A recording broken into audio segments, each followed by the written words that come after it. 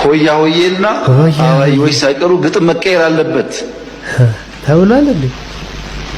እንጨት ለቅሜ እንጀራ እናቴ ምናምን መቆም አለበት እሱ።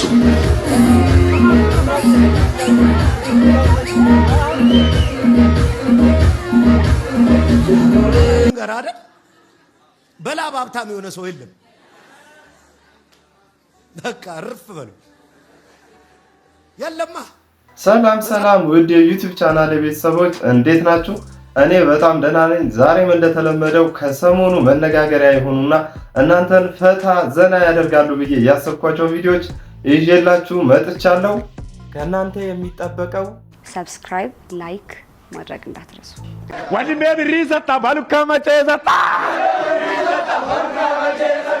ባሉካ ባሉካ ባሉካ ባሉካ ሀብታሚ ሀብታሚ ሶረቲ ሶረቲ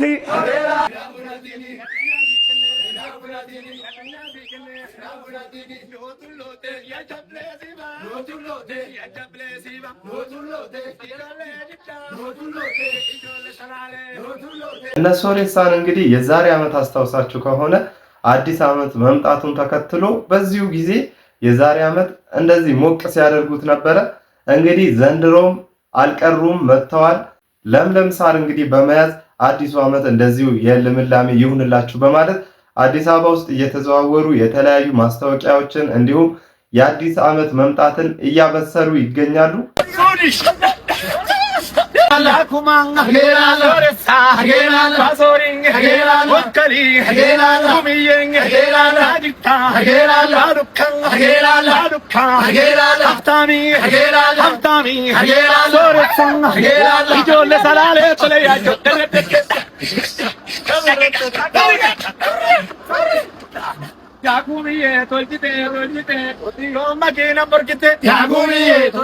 እንግዲህ እንደምታውቁት ኢትዮጵያ ውስጥ አሁን ምንም ደስ የሚል ነገር የለም።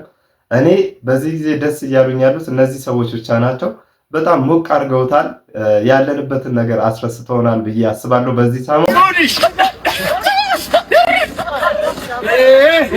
አተው ወከላ ወከላ ናመኑ ከኔ አማን ጋው ሂሮ ያጉሚዬ ኩማ አምበር ማወርቂ ያጉሚዬ ኩማ ኪያጅርታ ያጉሚዬ ካምበር ሚያርታ ያጉሚዬ ያብሬ ዳብቻሬ ኪምቡብሬ ጋቱ ወርቂ። እንደምታዩት እንግዲህ ለምለም ሳር እያደሉ ይገኛሉ። ትርጉሙ እስቲ ምን እንደሆነ የምታውቁ ካላችሁ በኮሜንት አሳውቁኝ። ከኔ አማን ጋው ሂሮ አማን ጋው አደራ ዋቃ አማን ጋው ሂሮ አማን ጋው ኩማን አማን ጋ ሂሮ አማን ጋ ጎደኛን አማን ጋ ሂሮ አማን ጋ ሽፌሪን አማን ጋ ሂሮ አማን ጋ ኪኖ ሩፈታ ሂሮ ሩፈታ ኪኖ ካበፈታ ሂሮ ካበፈታ ኪኖ ዋቀዱበታ ሂሮ ዋቀዱበታ ኪኖ ጀት ያበታ ሂሮ ጀት ያበታ ኪኖ ታስኪ ያበታ ሂሮ ታስኪ ያበታ ጎደኛን አማን ጋ። እነ ሶሬሳ እንግዲህ ይመቻችሁ። አዲስ ዓመት መምጣቱን ረስተነው ነበር። ስላስታወሳችሁን እናመሰግናለን። ወደ ቀጣዩ ቪዲዮ እናልፋለን። ቁርጡን ልንገርህ አይደል? በላብ ሀብታም የሆነ ሰው የለም። በቃ እርፍ በሉ የለማ። መጽሐፍ ቅዱስ የለም በላብ በወዝ ጥረግረ ምን ከመብላት አያልፍም። ላብ ተባላለ እንጂ ምንም አይመጣም። አምጣ ጥረግረ ሀብታም ወድቅ የሚል ምንድነው ስኬት ሾው ምናምን ናቸው። ጥሬ ግዬ ከ5 ሳንቲም ተነስቼ ከቆሻሻ ለቃቅሜ ከወዳደቀ ነገር መኪና ሰራው ምና ይላል። የለም በወዳደቀ ነገር መኪና እንደዛ የለም። አበሻ አሰራሩን ስለማይነግር ነው። ወይ ጅብ ጋልቧል ወይ ልሳን አውርቷል። የሆነ አሰራር አለ። ይህ ሰው እንግዲህ ነብይ ሄኖክ ግርማ ይባላል። በተለያዩ ጊዜ በሚያስተምራቸው አወዛጋቢ ትምህርቶች ይታወቃል። አሁንም እንግዲህ እንደሰማችሁት ጥረ ግረ ብላ የሚለው ቃል ትክክል አይደለም፣ ጥሮ ግሮ የበላ ነው እንጂ ሀብታም የሆነ የለም በማለት ተናግሯል። መጨረሻ ላይም እንግዲህ እንዳለው ከሆነ ወይ ጅብ ጋልቦ ነው ወይ ደግሞ በመንፈሳዊ በኩል ነው ብሎ ተናግሯል። እኛ እኮ ያጣነው የሚጋለበውን ጅብ ነው። የት ነው ያለው ይሄ ጅብ? እስቲ ንገረንና እኛ ምን ጋልበው። እንግዲህ ይሄ ነብይ እንግዲህ የተለያዩ አወዛጋቢዎችን ትምህርቶች አስተምሮ ነበር። ከዚህ በፊት እስቲ አንድ ያስተማረውን ትምህርት አዳምጠን እንመለስ። አንዱ ባይዘው የኛ ስራ የእናንተን ገንዘብ ወደ ሰማይ መዝገብ ማስገባት ነው። ልክ ባንከሩ ቁጭ ብሎ ስታመጣ እንደሚከትልህ እኔ ደግሞ ስታመጣ ከትልህ። ለሰማችሁት እንግዲህ ገንዘባችሁን አምጡ ወደ ሰማይ እልክላችኋለሁ እያለ ይገኛል። እንግዲህ ገንዘባችሁን ወደ ሰማይ መላክ የምትፈልጉ ሰዎች ነብይ ሄኖክ ጋር ሂዱ እንላለን። Today Ethiopian Orthodox Day. Today Kidane Miret. We are fasting 2 weeks. Finished today. We celebrate with my customers, with everybody. So, select Kidane Miret. Yeah, this one is lamb tips. Come take, guys. Boys, hello. Okay. Yeah, put them together. Come on, my darling. Come on. Take some. Yeah, come on, honey. Come on, Habibi.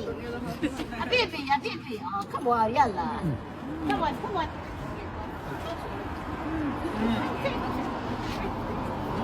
Come on, honey. ይህች እናት ሙና ትባላለች። ብዙዎቻችሁ ታውቋታላችሁ ብዬ ተስፋ አደርጋለሁ። በአውሮፓው ዓለም እንግዲህ የራሷ የሆነ የኢትዮጵያ ሬስቶራንት አላት። እንደምታዩት የኢትዮጵያን ምግብ በዓለም መድረክ እያስተዋወቀች ትገኛለች።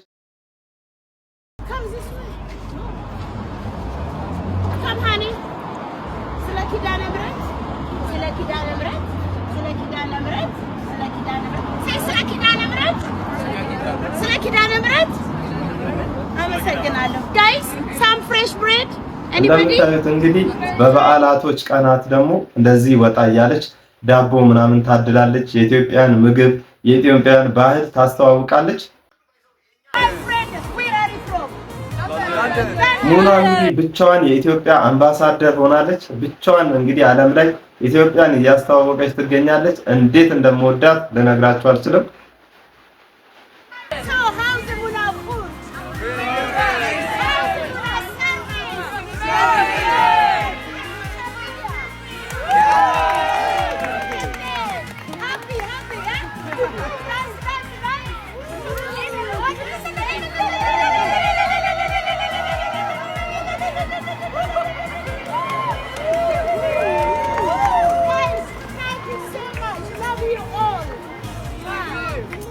እንግዲህ ሙናችን የኛ እናት በጣም እንወድሻለን።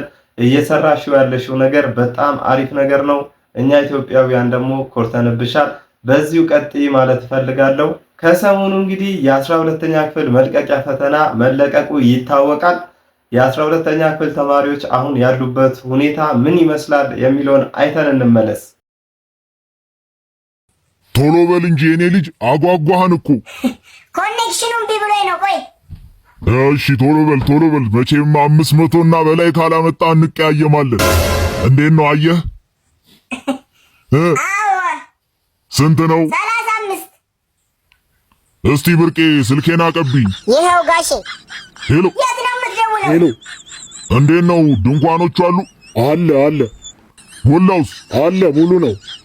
በቃ ጥሩምባስ ነው። እሺ እናስነፋለን። የተፈጠረ ችግር አለ? ሂጂ አንቺ ሳጥን ገዝተሽ ነው። እሺ እንዴ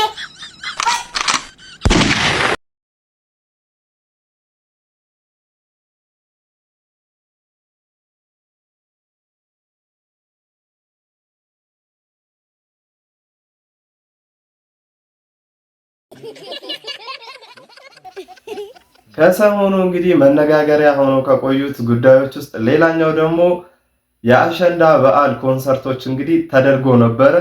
ከዛም ውስጥ እንግዲህ አንዲት ቆንጆ እንስት ልጅ ተገኝታለች። የዚህች ልጅ ውበት ብዙዎች እያደነቁ ይገኛሉ።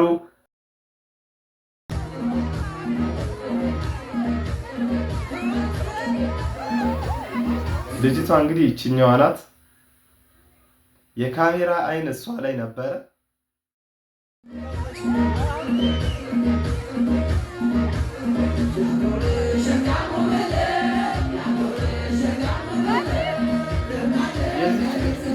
በጣም ቫይራል ወጥቶ ነበር ከሰሞኑ። እንደምታዩት እንግዲህ ልጅቷ በጣም ታምራለች። ጸጉር አሰራሯ፣ የባህል ልብሷ እንዳለ እንግዲህ በጣም አምሮባታል። ኢትዮጵያን መስላለች።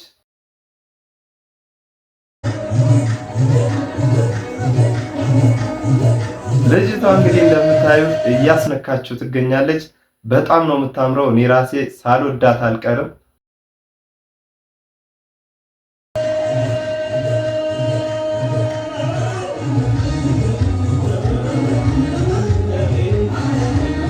የኔ እህት እኔ እንግዲህ ላንቺ ያለኝ መልእክት ይሄንን ጊዜ ቶሎ ተጠቀሚበት። አቴንሽንሽን በጣም ወደ ገንዘብ መቀየር ትችላለሽ። ቶሎ ተጠቀሚበት ባይነኝ። ይቀጥላል። ሆያ ሆዬና አባዮች ሳይቀሩ ግጥም መቀየር አለበት ተብሏል እንዴ? እንጨት ለቅሜ እንጀራ እናቴ ምናምን መቆም አለበት እሱ። ሆየ ኮሪደር፣ ሆየ ልማት፣ ሆየ ስታይ ያምራል አሉ፣ ሆየ ሸገር መብራት፣ ሆየ አረ በቃ የሸገር ልጅ ነህ። አረ በስላሴ ጎብዬ ጀለስ እስቲ ኩንም ያዝ ጥምርር ንብርር ብር ገቢዎች መጡ ገቢዎች መጡ ያላችሁን ዕቃ መጡ ሁሉንም አውጡ። እዳይ ከሰራሁት በላይ እንዳላይ እዳይ በዛብኝና መረረኝ ጌታዬ። አመት ያደርስልን። ቀጣይ ደግሞ ሃይማኖታችንን እንቀይራለን። ሰማችሁት? የሆየ ሆዬና የአበባዮች ግጥም መቀየር አለበት ተብሏል። ከላይ ነው የመጣው ትዕዛዙ። አልሰማንም እንዳትሉ በኋላ እንግዲህ እንዳትበሉ። እስቲ ፈገግ በይ ፈገግ።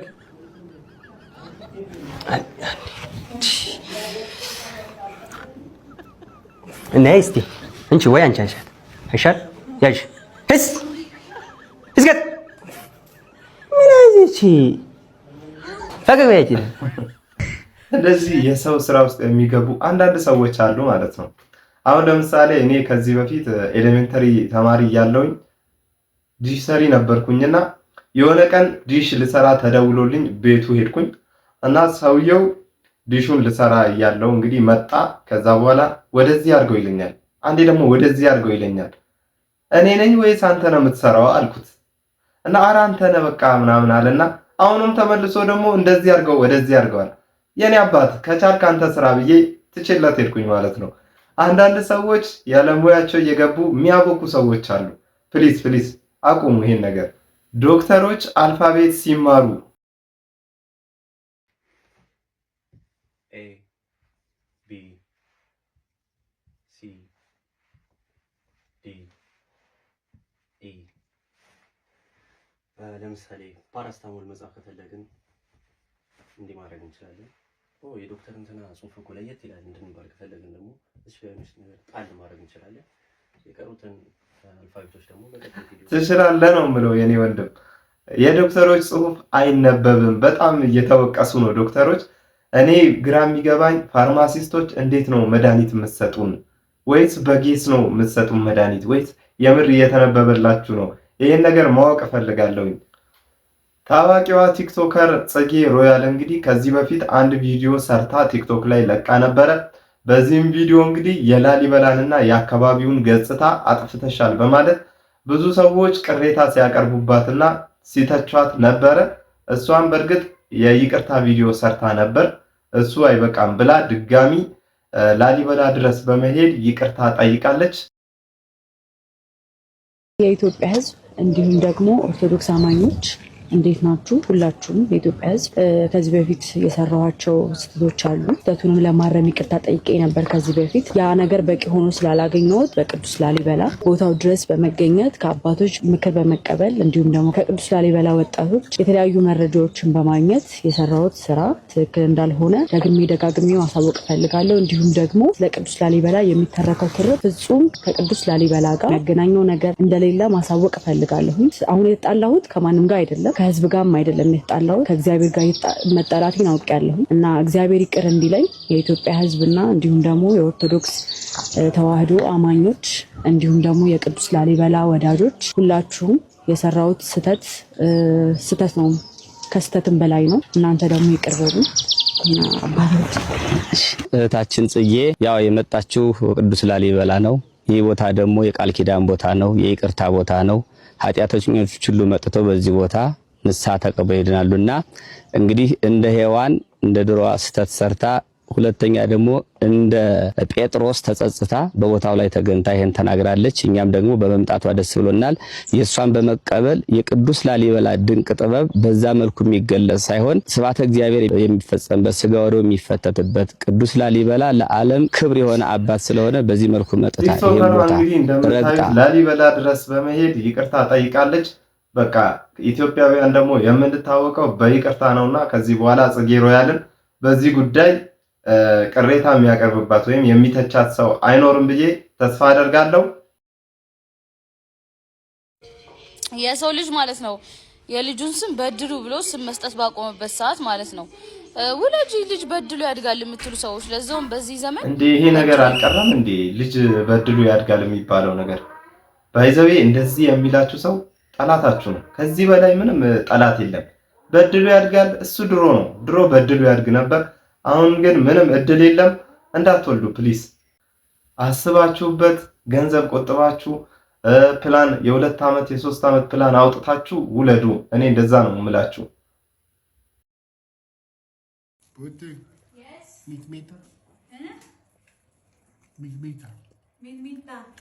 What do you need meat for? Babe. Wait till she brings it. Then we'll We see. are having Doro what? You don't need meat. What's mimita? Oh my god. I think you're more Habesha than me. You don't have mimita for Doro what? No. Why?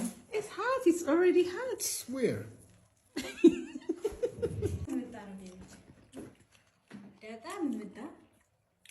The powder is hotter.